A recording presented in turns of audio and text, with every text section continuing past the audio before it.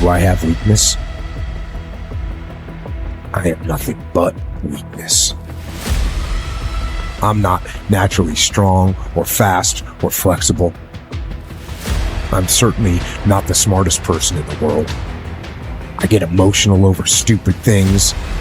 I eat the wrong foods. I don't sleep enough. I procrastinate and I waste time. I care too much about meaningless things and not enough about important things. My ego is too big. My mind is too small, often trapped inside itself. Now, all that being said, I have to say, a person's strength is often their biggest weakness, but their weaknesses can become strengths. Success, guys, a very, very lonely road, man. Along that road, you're not going to see too many friends. You see your shadow most often. You got to trust in the heart of hearts. Inside what you're doing, what you believe in, is a worthy cause, a winnable fight. I wish I could tell you you tired, go take a break. I wish I could tell you tired, rest for a year. I wish I could tell you that it's gonna get easier. I wish I could tell you it's gonna get easier. I wish I could tell you that if you just keep going, it's gonna get lighter. I dare you to take a stand today to say no more. I will no longer accept this for my life. I dare you to take action today. I dare you to write your goals down and get someone to hold you accountable. I dare you to hold yourself accountable. I dare you to give up everything that is keeping you from your dream, to say no to all the negative influences. I dare you to pick up a book instead of a drink. I dare you to work harder than you think you did yesterday. I dare you to prove them wrong. I dare you to prove yourself right. I dare you to stand up as a man or as a strong woman, as whoever you are, and declare that you are going to claim a bigger and better life for yourself. When you get to the point where enough is enough, when you get to the point where it hurt real bad, when you get to the point when it's over, when they're tired, when they're frustrated, when they're ready to give up, when they spent their last dime, that's when they get started. But what you cannot do is you cannot quit during the process. You cannot give up because it ain't what you see. You cannot give up. Pain is there to make you better. Without struggle, there can be no victory. And let me tell you, when you've been through pain, when you've fought for where you are, you ain't gonna let anyone take away what you got. When you've earned it and paid your dues and suffered and failed, been hurt and been down, and you get back up, when pain and struggle comes to face you again, you look it in the face and stand it down. Because you've been through too much. You're too strong now. Everything that has happened to you up until this point has made you who you are. And it will continue to mold you into who you will be.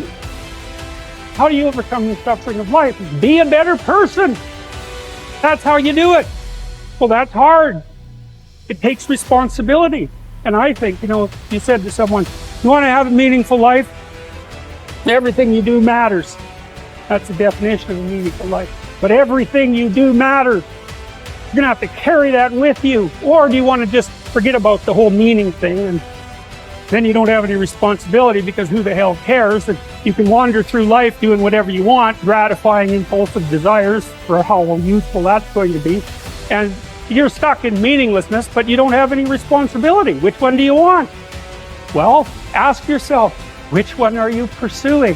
And you'll find very rapidly that it isn't the majority of your soul that's pursuing the whole meaning thing, because, well, look what you have to do that. You have to take on the fact that life is suffering. You have to put yourself together in the face of that. It starts with yourself, man. You got to start diving into those things that you're afraid of. You don't gain confidence by going to a spot that makes you feel good. It's going to be a false reality. And the second life gives you that challenge, all you want to do is go back to what made you confidence or what gave you confidence. Is that happy spot? No.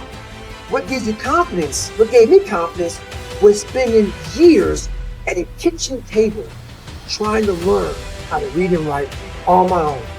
Realizing I can't learn the way you learn. I can't, but I can learn.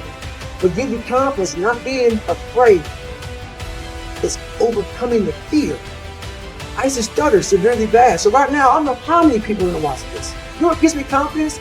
Is knowing I no longer care if I sit here and start stuttering. That's what gives me confidence, is facing these things, overcoming them. And maybe not overcoming them every day. Facing and facing and facing. Pretty soon, like, you know what, man, this is where it's at. It's not in that comfort zone. It's in the discomfort zone is where my confidence is getting built. That's where it's getting built. The people want an easier answer. There has to be an easier way. It's not. I'm sorry. I searched for it my entire life. You I cheated, did. you lied. I lied. I did everything. And I still felt empty. I walk around with a backpack with all my stuff in it, with no car. And I walk around happiest person in the world. Have nothing. Happy as hell. It's because I found out the whole key to life. It's not in all that. You have to face yourself. So many people live to be 100 years old and they die miserable, having everything, because they never examined. I call it my live autopsy. You never examine this.